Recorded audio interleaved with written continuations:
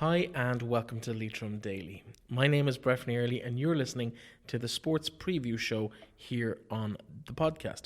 Now, we have some fantastic guests lined up for you today, but we're going to take a look at the entire sporting spectrum across the county over the next 7 days. And we're going to be talking to Niall Morahan ahead of Sligo Rovers' return to competitive action tonight on a Valentine's Night special in the SSE Airtricity League Premier Division, which kicks off tonight. They visit Finn Harps at 8 p.m. tonight in Ballybuffet. While in under 17 Gaelic football, we'll be talking to Leitrim manager Brendan Guckian about his side's competitive start to the season in the Leinster League. Yes, you heard me right, the Leinster League against Limerick. It's confused the hell out of me too, but Brendan's going to explain all about what exactly is going on with the under 17 development squad in the county this year ahead of their season starter in Athlone IT next Wednesday evening. Brendan will be joining us in a little while in the show. We'll also be catching up with Trish Forde of the Leitrim Sports Partnership about all of the participation events that are happening up and down the length of the country, or the county should I say, for people of all ages and abilities, from preschoolers on bikes to active age and with special needs as well across the county. There's loads of activities going on. We'll remind you about the Sports Person of the Month award, which we've been running here on the station since the start of the year, and how you can nominate someone that you think has impressed you on the sporting fields up and down the county over the last few weeks and for the rest of the month. We'll tell you all about how you can nominate those people later in the programme. Let's get right down to business though. We're going to start with soccer, and it is of course the return of the SSE Airtricity League. And tonight Sligo Rovers, they face a tough game in opening against their northwest rivals Finn Harps, and that game kicks off in Ballybuffet tonight in Finn Park at 8 p.m. and Niall Morahan is hoping to be part of that Sligo Rovers side as they open their season. I caught up with him earlier in the week.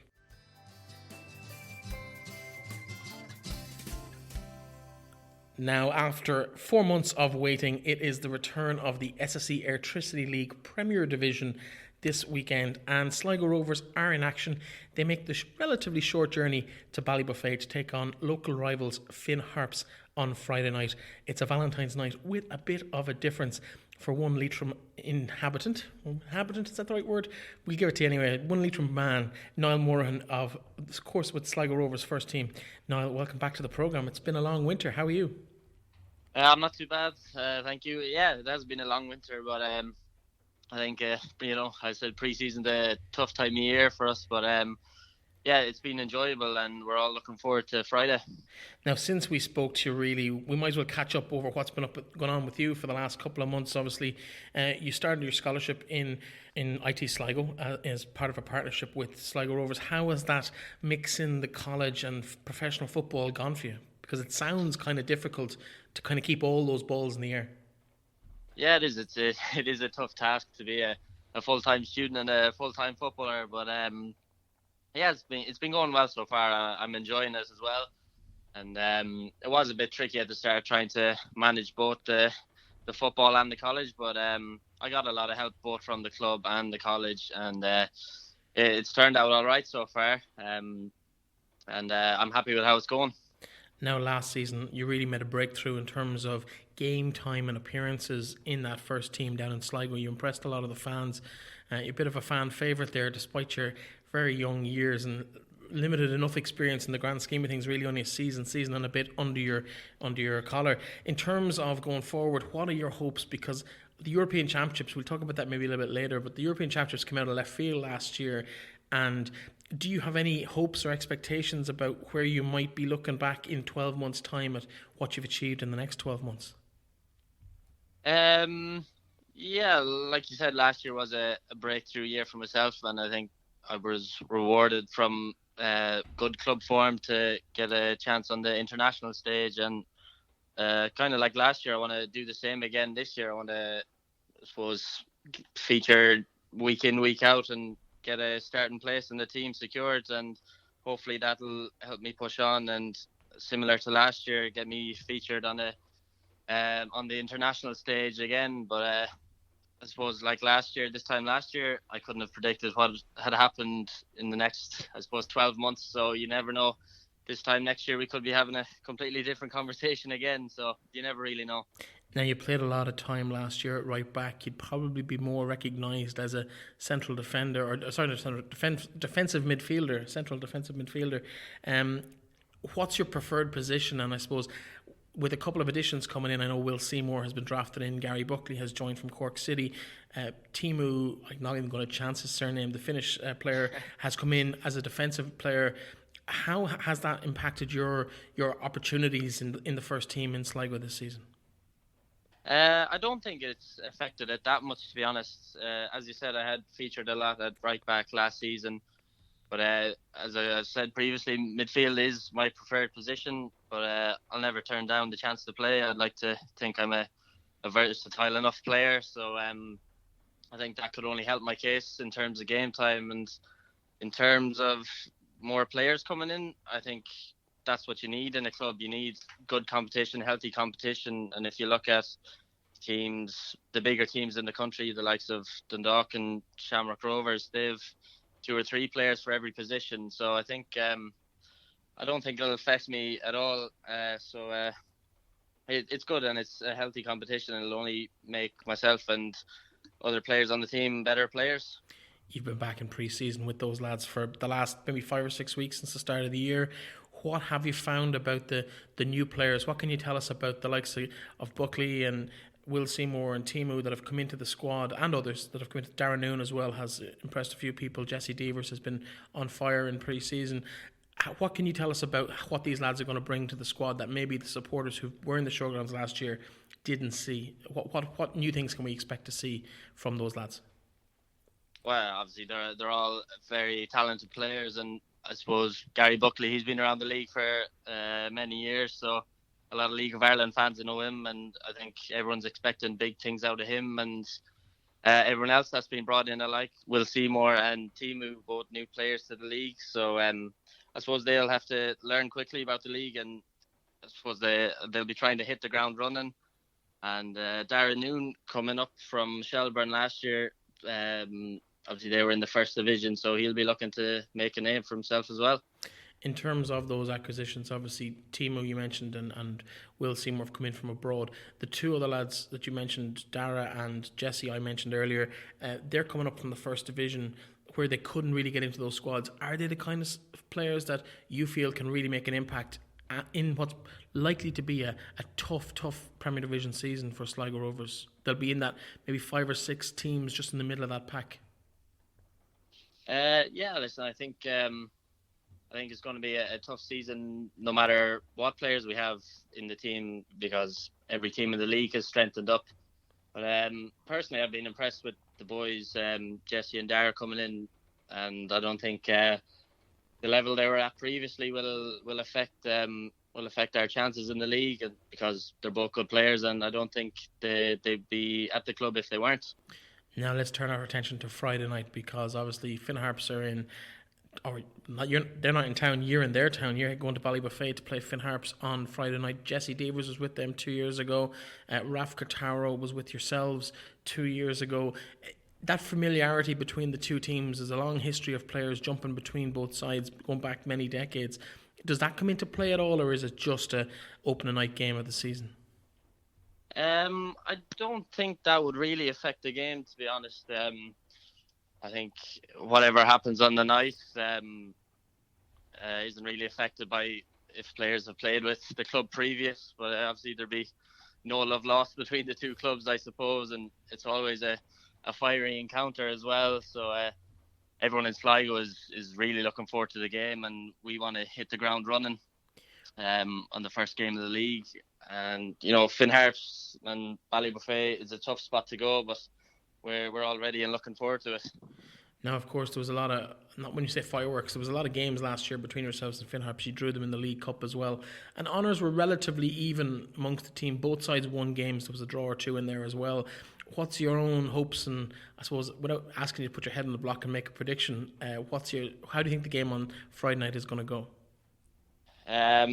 Yeah, of course, I don't want to be predicting and it not come true and you'd look like a bit of an idiot then. But listen, we're looking to hit the ground running, as I said, and we're looking to go out and play to the best of our ability, and hopefully that'll result in a win. Do you have any targets yourself this year in terms of maybe the number of appearances or minutes that you'd be looking for? Or are we looking at you playing like in the 36-game season?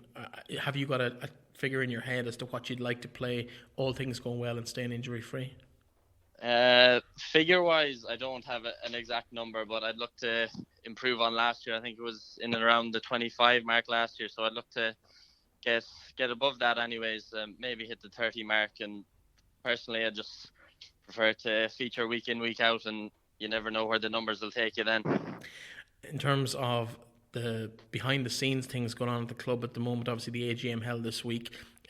From the reports, there's a good financial break-even situation, which in the League of Ireland is fairly healthy. A new chairman in place. Does any of that come into the dressing room at all, or are you even aware of what's going on at that level within the club, or is it just a case of go in, do your job, play a game, and leave that to other people? No, I don't think so. When there's a feel-good factor around the club, that I wouldn't say seeps into the dressing room, but when there is a feel-good factor around, it affects the dressing room, and I suppose everyone would feel good when the background is looking positive. Us players that try to keep that going and make the forefront of the club, I suppose, look positive as well and get results on the pitch. New Leitrim connections in the club this year, of course. Avant-Garde, you played with Carricktown. You're from just outside Carricktown. Nice to have a Carrick-on-Shannon company on your chest. Does it matter to you that it's a Leitrim company? Is there any kind of sense of identity there with you in that terms of that? It would. I suppose it would be. Yeah. Avant-Garde, a good Leitrim company. It's good to have something else relatively local to you as well down here. So Sligo is a community club as well. It's not just Sligo Town or Sligo County. It stretches into Mayo, Leitrim as well. So it is nice to have another Leitrim name around. And of course, you get to be the poster boy of it as well. I saw those pictures. We'll talk about that off air maybe sometime the next time I'm talking to you. But listen, Niall, thank you very much for joining me ahead of what is a big game as it lays down a marker for the season ahead. And the very, very best of luck to you and your teammates as you go into the 2020 Airtricity League season. Thank you very much.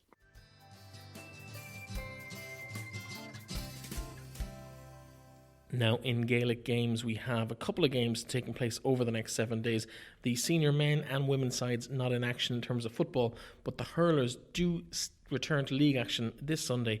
Their home game, originally scheduled for Ballinamore, is now being played in Belturbet as an away fixture against Cavan, and that's at 2 p.m. on Sunday afternoon in Belturbet in County Cavan. A bit disappointing to see a home tie revert to Cavan, and it's turns it from 2 home games, 2 away games in the league this year to 3 away games. Hardly the fairest of circumstances for the Leitrim hurlers, but I'm sure they will give a good account of themselves on Sunday afternoon as they face into that challenge. On Saturday, tomorrow afternoon at 2 p.m. in Avant-Garde Park, Sean McDiarmid, the under-20s start their championship campaign. Now, they had a good run out last year against Roscommon, and most of those players still eligible this year, and they face Galway, who beat Mayo in the quarter-final in what is now a crunch semi-final. Leitrim within 60 minutes of putting themselves into a Connacht final at this level for the first time in as long as I can remember.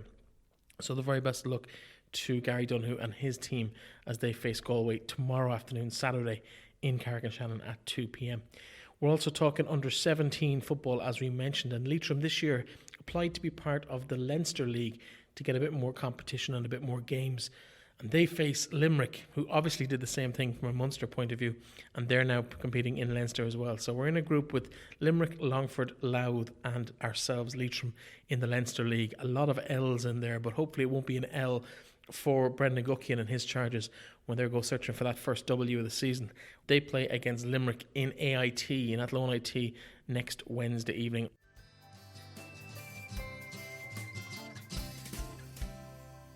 Now, I mentioned at the top of the show that this show is brought to you in association with the local enterprise office, one of the partners here at Leitrim Daily, and I want to tell you about what's coming up with them over the next month or so. And the big news for them is the Local Enterprise Week 2020, which takes place in the first week of March and it includes a number of really exciting events. The National Enterprise Awards County Final will take place on the 4th of March in the Landmark Hotel, while the Student Enterprise Awards County Final is in the Bush Hotel in Carrick-on-Shannon on the 3rd of March. The 5th of March, how to leverage finance for your business in conjunction with the Department of Employment Affairs and Social Protection. And that's taking place in the Hive on the 5th of March. Also on the 5th of March, they have Made in Leitrim, a celebration of Leitrim's creative talent in association with Leitrim's Design House, taking place in the Design House in the Dock in Carrick-on-Shannon on the 5th of March. While Women Making It Happen is a networking event in conjunction with the local enterprise offices in Westmeath and Longford, and that's taking place in Mullingar Park Hotel in Mullingar. Some fantastic events taking place. So the 2nd to the 6th of March is when it's all happening across the county. You can find the full schedule on our website at leitrimdaily.com, but also on localenterprise.ie. Thank you to the Local Enterprise Office for their continued support of the show.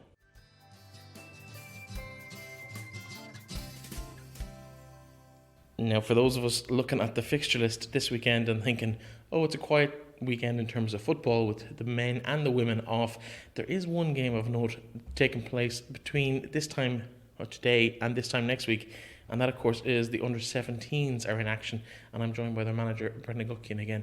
Bredan, welcome back to the programme. Thanks very much, Breffney. Thanks for having me back. How is the season going for you? Because when we spoke, you just got the job before Christmas. Yeah, I suppose we had trials, and we obviously had to get a panel together very quickly. And trials is always difficult because there's going to be players that are going to sort of slip through the net. But we came up with 30 players, and we had our first get together on the 22nd of December, and I have to say, a great bunch of players, really enthusiastic, really willing to learn, and so far so good. We had Emlyn with us last month for the Sports Person of the Month Awards. He was one of our judges, and he was talking a little bit about some of the lads. I know Conor Flood featured heavily, more so for his rugby and volleyball exploits during the month of January, but he's part of your squad as well, and there are others in that squad who are featuring in some of those teams too. What is the spread like in terms of the geography of it, and I suppose the issues with clashing with other sports? Do you know, it's a very difficult age, 17-year-olds, because you have schools pulling out of them, you have clubs pulling out of them, you have county pulling out of them, and it's very, very demanding on the players themselves. So I suppose we're trying to work with the clubs. 2 weeks ago I contacted all the club managers and gave them our schedule, and that we can sort of work together in harmony, because I don't think anybody wants a player flogged 5-6 times a week. It's no addition, and the chance of them picking up an injury is going to increase. So for the next couple of weeks, obviously the club leagues are starting tomorrow. So for the next couple of weeks, we're just going to train the lads on a Tuesday night, and they're back to their clubs on a Thursday, and then play their games on a Saturday. And it's just trying to ease the burden on them, and I definitely wouldn't be somebody that would have a player making a choice between their county and their club. They're still only kids at the end of the day. So I suppose the easier we can make it for them, the better for all concerned. You mentioned the start of the Under-17 League, and of course the Under-13s kicks off this weekend as well with a new look across county league, but specifically with the Under-17 grade. You talked about the trials. Is that still an ongoing process? Will you be looking at games and maybe a player that might have just missed out on the trials? Is there still a chance for those players to get involved, or is the panel pretty much set now? No, and I made that quite clear from the first evening we met at trials. We had 82 guys put their names forward for trials, which was fantastic, and it sent out a very positive note to us as a management team. But for the lads that didn't make the panel, we'll say the initial panel, the one thing that I made clear was the door was open. There'll be somebody at all the league games, a member of the management at all the league games this weekend, and there's definitely there's one or two out there that probably may be entitled to be there, but we just didn't see enough of them in the trials. So it's very much an open panel, and will be for the next foreseeable few weeks. 82 lads is a serious number. What do you put that down to? I can't really say. I suppose I'm very fortunate that I had the experience of senior management. There's a great management team there. You've already mentioned Emlyn, you've Jimmy Guckian, you've Enda Lyons, You have Kevin Ludlow, Philip Howard. You know, you've guys there that know what they're doing, and I suppose we're just trying to put a structure in place to help the lads on as best we can. We're not going to do everything right, but we're going to try and do as much as we can. We're going to get things wrong along the way, which again is part and parcel. But there's definitely an appetite there for lads to represent their county, which is a fantastic thing, you know. And I suppose the fact that the seniors got up to Division 3, you know, it gives younger lads more of an ambition to play with their county at senior level. So I would say that's a factor as well, that the fact that, you know, the senior team is your shop window of your county. So when your senior team is doing well, that makes a difference too. So you think that the reason that, because the talent pool isn't huge in County Leitrim, so I'm guessing within that 82 there was a couple of lads that maybe weren't at the grade, but there must be 40 or 50 lads who are in the reckoning. Probably there's, you know, squads there's 5 or 6 that are in the squad regardless of what happens, they're just that good, but the rest is fairly fluid in terms of level. Like 82 is a phenomenal number, so I'm struggling to get past that number because it's a huge interest. You reckon last year, in terms of the profile that the lads would have had at senior level, has really had that much of an increase that quickly? Well, I definitely would say it was a factor, because I think there was great excitement around the senior team getting promoted to Division 3, and that has to have a knock-on effect, and especially with younger kids. So everything like that is a positive. And as I say, the management team that's there, the fact that their expertise in their own right in what they're doing, that has to help as well. But, you know, at the end of the day, I don't think any kid is any different in Leitrim. Every kid that plays Gaelic football wants to represent their county, and so why should we be any different? Yeah, I'm just looking down through that list of names you mentioned. I think every single one has inter-county experience. The only one who I'm not sure about is Philip Howard, but then he's done phenomenal. He represented Leitrim as well. Yeah. No, I knew he took part underage. I wasn't quite sure if he'd played senior, but he's still done other stuff in terms of. I remember following him on a bike. Well, not following him on a bike, but following him on social media on a bike down from Cairo to Cape Town back in the day as well. He did that. Philip is having a huge impact already. Philip's looking after nutrition, right? Exactly, yeah. And again, like, we have some guys that are maybe a little bit light and maybe need a little bit of direction, and he's been fantastic, helped them so far, even though we only have them 5 or 6 weeks. And, you know, their initial testing was on the 22nd of December. We retested them there last Tuesday night, and already you can see massive improvement. So yeah, it's all positive. In terms of some of the names that are in the squad that have impressed you so far, I know it's very early days, you haven't played any competitive games yet. You kick off on Wednesday night. We'll talk about the Limerick match very shortly, but who has impressed you that maybe you weren't quite expecting? Do you know, that's hard to say, Breffney. We played Fermanagh in a challenge last Saturday morning up in Belcoo in very difficult conditions, and I would have to say anybody that played for whatever length of time impressed me. And what impressed me was their work rate and their willingness to work for each other. I was very impressed by that. As I say, it was difficult conditions. We beat Fermanagh by 4 points, who probably have a little bit more work done than us. You know, they started back in the end of November. So yeah, I was, without mentioning individual names, as a whole, I was impressed with the work etiquette and just the attitude of the whole panel. Let's talk about Wednesday evening, because it's the first competitive game. Tell us, you're playing Limerick in AIT at 7:30. What competition? What's the situation? Again, we requested to join the Leinster League this year, which is a first for Leitrim, as did Limerick. I suppose it's unusual to see Leitrim and Limerick playing in the Leinster League.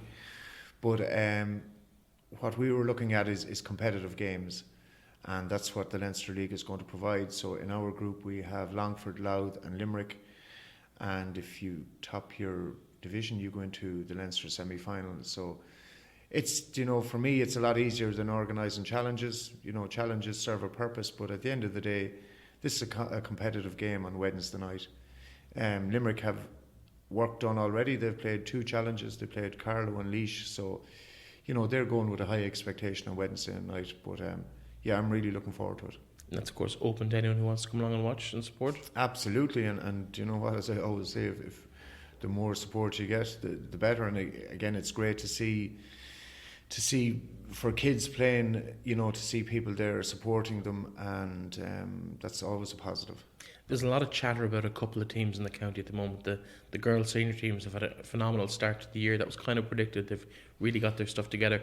This under-17 team, there's a lot of chatter about as well. I suppose that's down initially to your involvement and the team that you've assembled off the pitch. Does that bring any expectation to it, or are you happy enough to deal with that given your experience before? Do you know what? It genuinely never even entered my head. I'm involved with a really good group of players, a really good management group, and we've obviously have a plan in place. The whole plan is towards May for our first round of the championship against Sligo. What happens in between that, it will hopefully help us along the way. But expectation-wise, I wouldn't really look into that. We'll just keep trying to help the lads improve. And as I've seen so far, they're more than willing to improve. Well, listen, Brendan, thanks very much for joining me this morning. The very best of luck on Wednesday night and in the scouting over the weekend as the club scene returns at under-17 level and, of course, as we mentioned, under-13 level as well. Can't forget about the youngsters. Thanks very much for popping into me. Thanks very much for having me again, Breffney.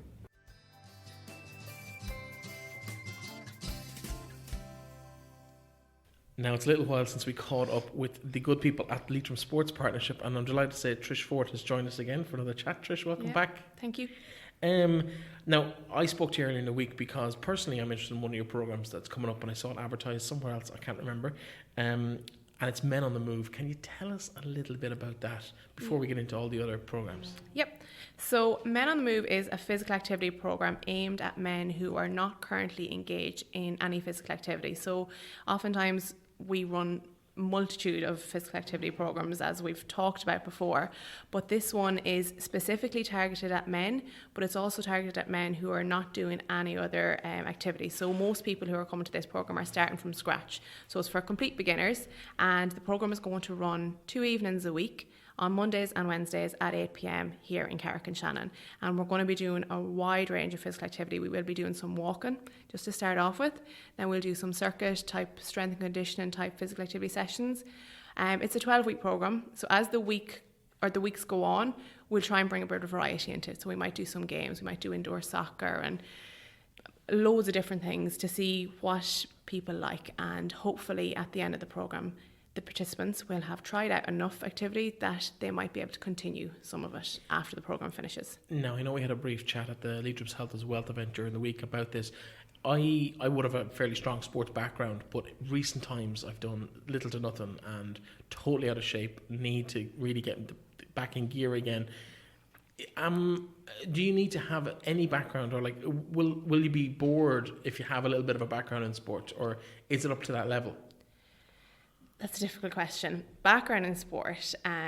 So there could be people, maybe like yourself, Breffney, who follow lots of sports but might not necessarily be actively engaging in them. So if somebody is actively engaged in sports, for example, a man rang me during the week and he said, I walk 5k every Saturday but I don't do much during the week.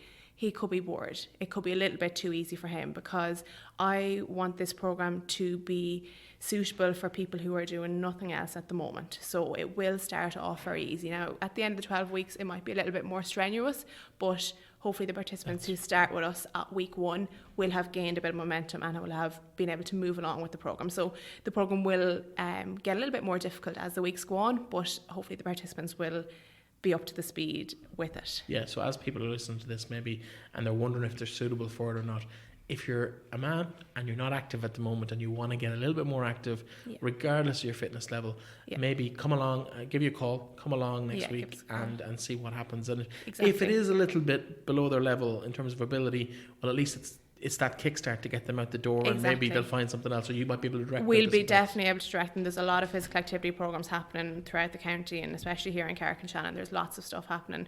We have the Operation Transformation walks that are happening every Saturday, and there's also a Couch to 5k happening with the local athletics club at the moment. So there's loads of stuff going on, and even if Men on the Move isn't suitable for somebody, there's definitely some place we can signpost them to get them involved if Men on the Move might be too easy, but this is supposed to be for people who are not engaged in any physical activity at the moment, and hopefully it'd be the start of something really exciting that might continue for people. Because a huge proportion of the population really don't get involved in social activity or in physical activity. Let's move on to something for a little bit of the younger crowd, and you have a couple of things here on your list that look like a great crack. One for the really small kids is balance bikes, and then maybe the glow dancing for kind of the pre-teens maybe.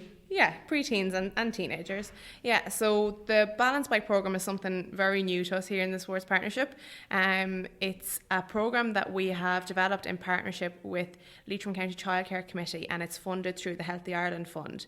And the Balance Bike programme is a bike with no wheels, as we mentioned. So it's just got the handlebars, the saddle, and 2 wheels that moves the bike along, and the children sit on it and walk along with the bike. But we're rolling the programme out with preschools all over County Leitrim. So if any preschools are listening and they want to get involved, then should contact the Leitrim County Childcare Committee. They're recruiting the preschools on behalf of the programme. And we've just started 2 weeks ago out in Carrigallen with the Happy Feet childcare facility, and the programme is going very well there. It's a fantastic programme. It really improves the balance, strength and coordination of the young children. It's a very safe way to start cycling, so we just do different games out in the yard with the children. So there's loads of different things we can do. We can walk slowly like a snail or fast like a rabbit, and we have traffic light games, but there's lots of different games they can do without actually having to cycle a bike. So it's a very good introduction for children, and as well as that, gets them out in the fresh air and gets them introduced to physical activity in a really positive way. It also eliminates that idea of stabilisers, that some kids just really don't like the idea of having stabilisers on a bike. Yeah, it does, exactly. Great. Well, listen, great to see people out kind of an active from that young age as well. The glow dancing looks chaotic. It's kids dressed up. It's like a rave for 10 to 14-year-olds. Yeah, exactly. So the glow dance, we actually kicked it off in Mohill last December, but we have the programme running in Drumshanbo now. So we're trying to bring it around to different areas in the county, but it's been very successful. It started off on Wednesday, and it's open to 10 to 14-year-olds, and it's great fun. There's loads of exercise that can be done with dance, and we also do some kind of circuit type movements in the glow dance programme as well. So that's still, if people want to get involved, they're more than welcome to come along next Wednesday, and it's just €2.50 an evening, or €10 for the 4-week programme. Excellent. And that is where again? That's in the Mayflower Hall in Drumshanbo. In Drumshanbo, excellent. And I think it's going to be so I've seen pictures and it looks, they're just fluorescent paint and fluorescent stickers, and it's great fun. So sometimes I think our programme just happened to clash with Cartown one of the evenings in Mohill, but it's just as fun as Cartown. So if any of the teenagers are listening and they're worried that they're going to miss out on something by not going to the disco, the glow dance is great fun as well. Great. Now, transition years, getting slightly older into the age groups. Mm-hmm. Transition years, Olympic handball is a sport that wouldn't be that particularly well known around here. People kind of imagine the 4-wall handball version. This is the Olympic version of the sport, which is kind of like a mixture of basketball, soccer, a bit of futsal on a futsal court. Exactly. People are familiar with that. Yeah. It's a pretty exciting game. Yeah, so Olympic handball is a brilliant game, and for anyone who doesn't know what it is, I would really encourage them to YouTube it, and you'll get a great introduction by watching. We have a national Irish team that play Olympic handball, and you'll see loads of videos there about what the sport is, and that's obviously the very elite level. But here in Leitrim, we've been doing a development programme to try and increase awareness about the sport, but also give children in Leitrim who might not have normally had the chance to take part in a sport like this, the chance to take part. So as you mentioned, it's kind of a mix between basketball, not necessarily soccer, but it's indoors. And it's got goals like a soccer. It's got futsal goals, but it's a small ball, so there's a lot of concentration, and it's a difficult sport if you're playing it at the elite level. But we've been introducing the Olympic handball rules as we go, and this is our 3rd year, I think, rolling it out with transition year students in Ballamore, Mohill and Carrigallen. So at the minute, the TY students are taking part in a coaching programme, and we're bringing all the students together for a blitz at the end. So it'll be a really exciting programme. Yeah, no, it's a great sport. And of course, at the elite level, Eddie O'Sullivan of the Irish Rugby, the former Irish coach, he was the head of Olympic handball, the performance section of Olympic handball for a couple of years. In a former life back, I used to deal with that sort of stuff at 3rd level. A little bit older. Yeah. The Go for Life games. Yes. Slightly older than teenagers. Yes. So Go for Life games is open to anyone kind of over 55. We generally target active age groups, but if there's anyone who's not necessarily part of an active age group, they're still welcome to come along to the Go for Life Games programme, which is starting on next Thursday, the 20th of February, from 11 a.m. to 12 p.m. in the B Park Sports Hub in Manorhamilton. Now, you mentioned the Beast Park Sports Hub. Let's talk about that for a moment, because the last time, or not the last time you were in us, but one of the times you were in us, Bláthnaid, your colleague, has since moved on, has moved on to a position in Croke Park with the GAA. You've replaced her. Who's the new Niall Morahan is the new Sports Hub coordinator, so he's just getting settled in up in Manorhamilton, but of course, he'll be a fantastic addition. Well known to most people around the area. He's a player with Manorhamilton himself, played corner forward in the championship winning team last year. He's in with Leitrim senior footballers as well as the nutritionist, so he's going to be looking after the sports hub. He's a great addition to the team. He is, and especially somebody who has all the local knowledge. Like Niall would have been involved with the sports hub in part of the programmes when it was initially started off last year, and Bláthnaid was in the position, but Niall has a great knowledge of the sports hub and he's local to the area. He knows a lot of the clubs, so he'll be well ahead to get started in and get more programmes up and running in Manorhamilton. It's great to have someone from Manorhamilton kind of involved in that. It really gives the ownership to the town and the community. As well as that, we have Sports Hall Athletics, you mentioned, and the Dance Fit.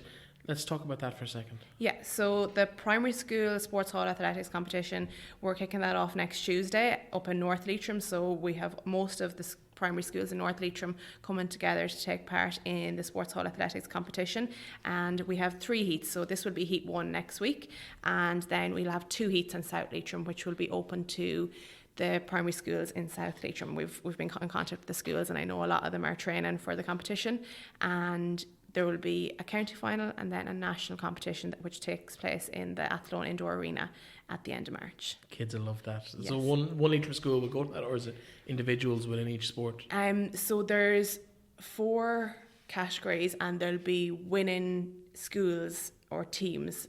So the schools will enter teams on behalf of 5th and 6th class boys and girls, and then 3rd and 4th class boys and girls, and there'll be winners out of those categories which will go on to the national competitions. Sounds like a great day out for the heats and also the county finals. The Dance Fit? Yes, so the Dance Fit is for adults with additional needs, and that's starting on 25th of February in St Mary's Hall, Carrick and Shannon, on Tuesdays from 2:15 to 3:15 p.m. Now, 2 other things before I let you go, because we are running out of time.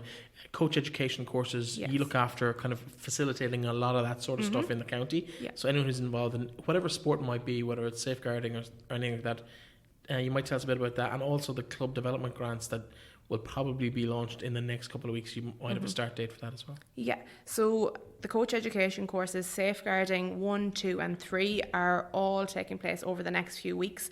We have Safeguarding 1 at the end of February, and we also have Safeguarding 1 at the end of March, and 2 and 3 are in March and April as well. And then we have Sports First Aid course taking place on Saturday the 29th of February. They're open to any members of clubs or communities who want to get involved, and they're more than welcome to contact us for those.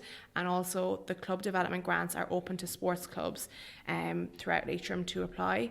As you said, they will be launched in March time, so they're generally for sports equipment or for coach education courses that the clubs might want to increase the development of their coaches. So again, they can contact Leitrim Sports Partnership for any of the coach education courses or the club development grants. In terms of the club development grants, what kind of give us a sample project of clubs are thinking? I'm sure they're familiar with it, but just in case there's a new club in a new sport, is it a couple of hundred, or would it be bigger amounts than that?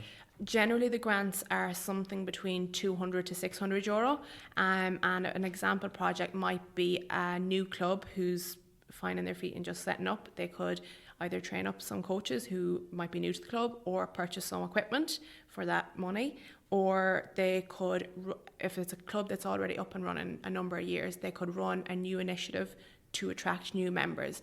So, for example, if there's a new community, for example in Ballinamore, if there's new non-nationals to the area, they could run a programme to try and make those people feel integrated into the community, and maybe those people might become members of that sports club at the end of the programme, and the grant could be used to purchase equipment or run coaching sessions for that new community to attract them into the club. Excellent. So basically clubs get creative and get kind of ideas and really start thinking about initiatives to engage in the local community and stuff. Exactly. I love it. Anything else before we let you go, Trish?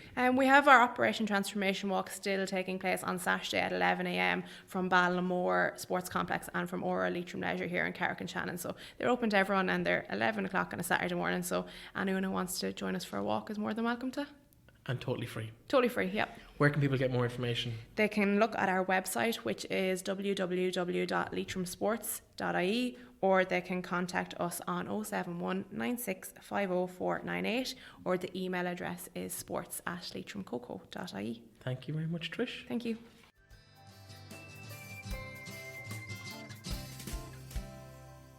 Now in rugby, Sligo make the long trip to Blackrock College after a few weeks off because of the Six Nations. They are facing a trip to Stradbrook. Never a happy hunting ground for Sligo. They've played Blackrock twice in the last 12 months, and both times, having held big wins, have conceded late scores to lose on the buzzer, and they will be hoping that they can make it third time lucky against the former kingpins of club rugby in the country. But Blackrock struggling down in Division 2B at the moment. Sligo a team on the rise, and they'll be hoping to put that result to rights finally. That game 2:30 in Stradbrook tomorrow afternoon, Saturday. There's some local rugby as well at junior level, where Sligo's second team are out against Castlebar on Sunday evening at 2:30, Sunday afternoon rather, at 2:30 in Castlebar, while Carrick and Shannon welcome Craigs for their Junior 1C clash. Also 2:30 kickoff in Carrick and Shannon on Sunday afternoon.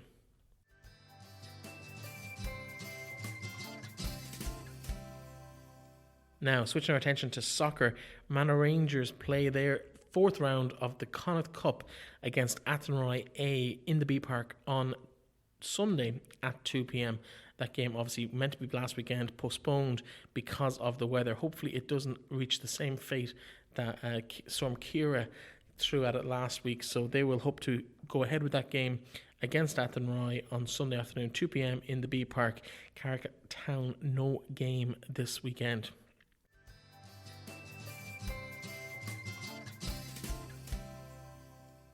Now, going back to Gaelic games at underage level in the county, we spoke to Brendan obviously earlier in the programme about the under-17 grade, and he mentioned how the club leagues start this weekend. Also in action, the under-13 competition, and there's games in all divisions in that. And the under-13 competition has changed this year, and for the first time after a trial competition played through the summer, the Leitrim and Longford leagues will be amalgamated to try and provide better quality of games at the right levels for each team. It means more teams obviously means that there's better grading in terms of playing at the right level for each team. So I'm sure it will cause problems as it starts to grow, but it is fantastic to see that opportunity to arise to lads where they get a chance to not go out and get hammered every week or win games easily, but to play teams at their own level or as closer to their own level week in, week out in the league competition. I'm sure there's a few people out there not that happy that it won't be just an all-county competition, but I think it will be a benefit to the boys and girls, I suppose, if it happens in the girls as well, but to the boys playing for these teams at under 13 level. Let's go through some of the fixtures. We start with the under 17 Newtown Gore Engineering League. In Division 1, McDiarmid the Gales play Mohill in Ballinamore and Allen Gales play St Mary's Kiltard. Both those games Saturday at 11 a.m. In Division 2, also on Saturday, Glencar Manor versus St Bridget's, Phoenix St Collins versus Annaduff. Both those games at 10:30, while St Patrick's Dromahare and Drumkieran will play at 11. Melvin Gales versus Gortletra and St Joseph's versus Leitrim Gales also at 11 o'clock. Throw-ins tomorrow morning there in that competition. Looking forward over the under-13 competition, one game tonight, St Patrick's Dromahare versus Leitrim Gales at 7 p.m. in Division 2, while in Division 1, Western Gales versus St Bridget's, Glencar Manor versus St Mary's Kiltard in Division 1. That game at 12 tomorrow in the Barna Waste Leitrim Longford under-13 League. In Division 2, one game as we mentioned tonight, Patrick's Dromahare versus Leitrim Gales. Tomorrow also at noon, all these games at noon, Annaduff versus Allen Gales. In Division 3, St Joseph's versus McDiarmid the Gales, St Patrick's Ogue versus Rin Gales. In Division 4, Phoenix St Collins versus St Vincent's, Mohill versus Wolftones Ogue, Clonbrony versus Melvin Gales in the Centre of Excellence at 3:30. That game slightly later than the others. While in Division 5, some time changes here as well. Glencar Manor versus Drumkieran at 1:15 and Glenfarne Kilty versus St Dominic's at 2 p.m. Obviously, that game, Glencar Manor, will be played after the first game, which is Glencar Manor versus St Mary's in Division 1 of the competition. Also some games on Sunday in that Leitrim Longford Under-13 League. Again, these games all at 12. Northern Gales versus St Mary's White in Division 3, while Ballymahan Forgney versus Allen Gales is in Division 5. Those games throwing in at noon on Sunday. So a busy weekend ahead for all those clubs and all those players, and wish them the very best of luck in the start of the Under-17 and the Under-13 Club League season. New venture with Longford looks very exciting, and I wish everybody involved the very best of luck in it. I want to take the opportunity to remind you about our Leitrim Daily Sports Person of the Month award. We want to hear from you as to who should be nominated to receive this particular award this month. You can, of course, go to leitrimdaily.com/nominate, where you can tell us why your chosen athlete deserves to be honoured with a nomination and ultimately, hopefully, the actual award itself. 3 categories as usual: local, national and international. And we want to hear from you, whether it's your teammate, someone in your club, school, family who has done something phenomenal. Please let us know, from any age right up to whatever age they're still active at. We want to hear about all of the great successes around the county, and we want to give them a little bit of credit and pick some of the best performances to be honoured as nominees in our competition.